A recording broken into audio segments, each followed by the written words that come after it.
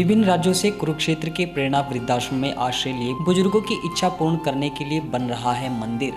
प्रेरणा वृद्धाश्रम में शुरू हुआ 4 दिवसीय मां दुर्गा प्रतिमा प्राण प्रतिष्ठा अनुष्ठान। धर्मनगरी कुरुक्षेत्र में देश के विभिन्न राज्यों से अपने परिवारों द्वारा नकारे गए वृद्धों की अंतिम इच्छा का सम्मान करते हुए प्रेरणा वृद्धाश्रम में बनने वाले मंदिर में विभिन्न देवी देवताओं की मूर्तियों की प्राण प्रतिष्ठा के लिए 4 दिवसीय अनुष्ठान शनिवार को प्रारंभ हुआ।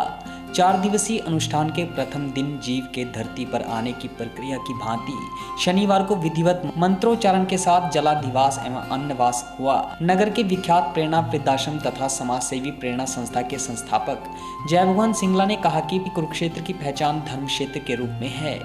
उन्होंने बताया कि धर्म क्षेत्र कुरुक्षेत्र में देश के विभिन्न राज्यों से प्रेरणा वृद्धाश्रम में आश्रय लिए बुजुर्गों की इच्छा थी कि प्रभु की आराधना करते हुए उनके प्राण निकले, तो प्रसिद्ध उद्योगपति एवं समाज सेवी राजकुमार गोयल ने अपने धन संसाधनों से बुजुर्गों की इच्छा पूर्ण करने के लिए मंदिर स्थापना करवाने की बात कही।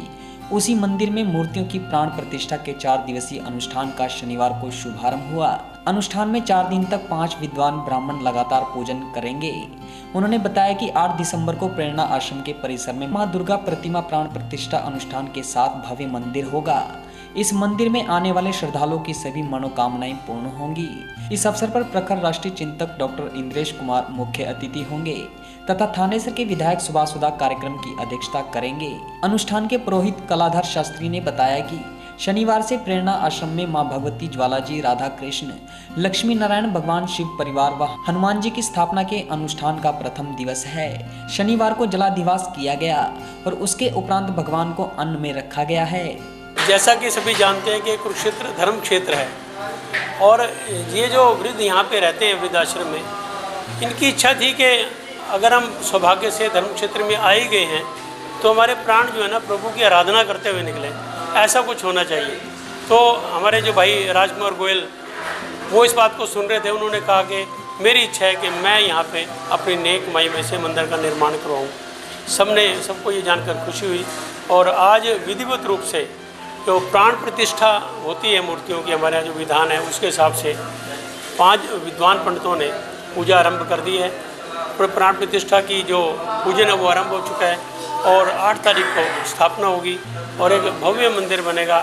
और प्रभु की कृपा से हम ये चाहते हैं कि सबकी मनोकामना यहाँ पे पूर्ण हो, सभी को उनकी इच्छा अनुसार प्रभु उनकी इच्छा पूरी करे और हमारे वृद्ध यहाँ सदा सुखी रहें, सदा संपन्न रहें। 8 तारीख को कार्यक्रम में कौन मुख्य अतिथि रहेंगे और किस तरह करेंगे?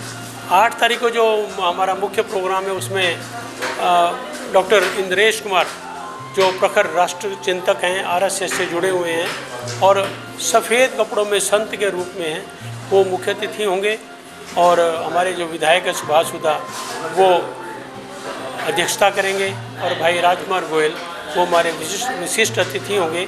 और शहर के जो भक्तगण हैं, गण्यमान्य अतिथि सभी यहाँ पे उसमें पूजा है, प्रभु की आराधना है, उसमें हिस्सा लेंगे। और हम सभी के बहुत कृतज्ञ हैं भाई राजकुमार गोयल के विशेष तौर पे कि उन्होंने वृद्धों की उम्मीदों के अनुसार यहाँ पे भव्य मंदिर का निर्माण किया। प्रेरणा प्रांगण में समय समय पर समारोह होते रहते हैं, कुछ ना कुछ चलता ही रहता है। इसी संदर्भ में एक मंदिर का निर्माण यहाँ करवाया गया है बुजुर्गों के लिए, जिसमें वो बैठ के पाठ पूजा कर सके और अपने मन को शांत कर सके ईश्वर की भक्ति के माध्यम से। और ये 4 दिवसीय प्रोग्राम रहेगा जिसमें कि आज मूर्तियों का जलाधिवास किया गया है और 8 तारीख को जो है इनकी प्राण प्रतिष्ठा प्रांगण में की जाएगी, मंदिर के प्रांगण में की जाएगी। आज से माँ भगवती ज्वालामुखी, श्री राधाकृष्ण जी, लक्ष्मी नारायण जी, हनुमान जी और शिव परिवार की स्थापना का प्रथम दिवस है, जिसके बारे में आज सबसे पहले जलाधिवास माने भगवान को जो है जल में पहले रखा जाता है, पहले जल में उनको आश्रय दिया जाता है। उसके बाद अब जो है अन्न में जो है भगवान को रखा गया, क्योंकि इसका तात्पर्य ये है कि जब कोई भी चीज़ नहीं तब खाली जलमय संसार रहता है, तो जब जल से कोई जब बाहर निकलता तो सृष्टि में सबसे पहले अन्न चाहिए होता है। तो जब अन्नमयी प्राण कहा गया है तो उस प्राण प्रतिष्ठा हो रही है तो सबसे पहले जो है अन्न में जो है भगवान को रखा जाता है और आगे भी जो है प्रक्रियाएं चलती रहेंगी। और कि भाई अन्न में रखा, अब आज अन्न में रखा गया, कल जो है घी में रखा जाएगा, फिर मिष्ठान में रखा जाएगा, फिर पुष्पों में रखा जाएगा, और पुष्पों के बाद फिर जो धूप में रखा जाएगा, जो धूप जलाते हैं, फिर दीप में रखा जाएगा। उसके बाद लास्ट में जो है नगर परिक्रमा के बाद फिर भगवान को जो है सैया, भगवान की सैया लगेगी। सैया के बाद अगले दिन फिर यह प्राण प्रतिष्ठा जो भगवान की जाएगी। मेरा नाम कलाधर शास्त्री, लाडवा ज्वाला जी मंदिर से हूँ। खादी एक विश्वास, खादी एक विचार, खादी एक संस्कृति और खादी एक मुस्कान। खादी जो आजादी से पहले हमारे साथ थी और आज भी है। गांधी जी का सपना है खादी। प्रधानमंत्री मोदी जी के आत्मनिर्भर भारत का विशेष हिस्सा है खादी। तो आइए इसी सपने को साकार करने के लिए हम भी अपनाएं खादी, हमारी स्वदेशी खादी,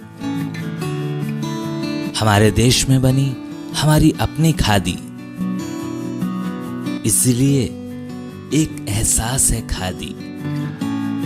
हमारे जीवन में रंग बिरंगे रंग भरने आई है खादी। आपके अपने शहर कुरुक्षेत्र में गांव मिर्जापुर आपके लिए लेकर आया है खादी के बने एक से बढ़कर एक डिजाइन, कलर्स व सभी प्रकार के वस्त्र। इतना ही नहीं, खादी ग्रामोद्योग भारत के बहुत से प्रोडक्ट जो आपकी त्वचा व शरीर के लिए उपयोगी हैं, जो आपको दें एक प्राकृतिक सुंदरता का एहसास। एक बार अपनाकर तो देखिए। खादी इंडिया।